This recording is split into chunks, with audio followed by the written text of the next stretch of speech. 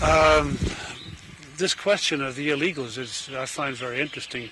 Would you say that it's, at this particular moment, as important as any of the other problems facing the Union? Oh, yes. In the last 3 weeks, last 2 weeks, it has become an emergency for us.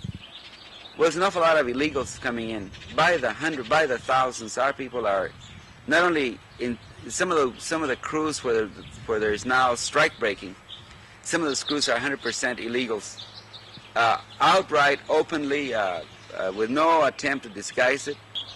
And so it's so bad now that we estimate 60 to 70% of the farm workers in California, of the resident worker, of the citizen, is out of a job because of the wetbacks. They're coming in by the thousands, just unbelievable. See, they're coming in with the consent of the Immigration Service, which is part of the Department of Justice. How else could they come? We, for instance, know that if you go to Coachella, you go to around the El Paso area, the secondary immigration checkpoints have been unmanned now for at least 3-4 weeks. They're closed. They're at night. They're dark. There aren't any patrolmen there. It's a gimmick. We think that it's a prelude at the beginning to a big drive on the part of the administration and the Mexican government to bring the Bracero program again. It's a vicious attack on the local worker, and it's just one of those things that agribusiness thinks they can get away with it. And our job is to inform the whole country what's happening, together with a boycott, and solve it that way.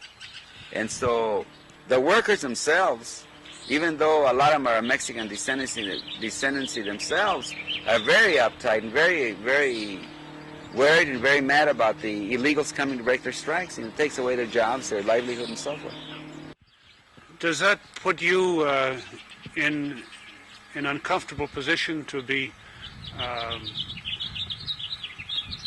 against the illegal immigrants because they are from Mexico?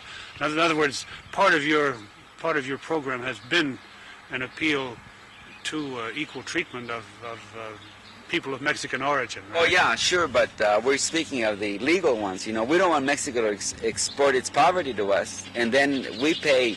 It's not the agriculture, it's not society in general, it's a farm worker again paying for those sins, you know. And Mexico should take the initiative and stop exporting the poverty to us. They should do something about the rural economy over there. And then see, it's a way of breaking the strike. It's a way of demoralizing the farm workers. And for instance, the workers are going to ask for stamps, for food stamps. They're lining up the offices for welfare, and they're being told, we can't give you a job because there are plenty of jobs. And the workers say, well, there aren't any jobs. We just came from the fields. They won't hire us, or they just laid us off because either because we're strikers, or because we're members of the union, or because the braceros, the illegals will do the job for half the money we're getting.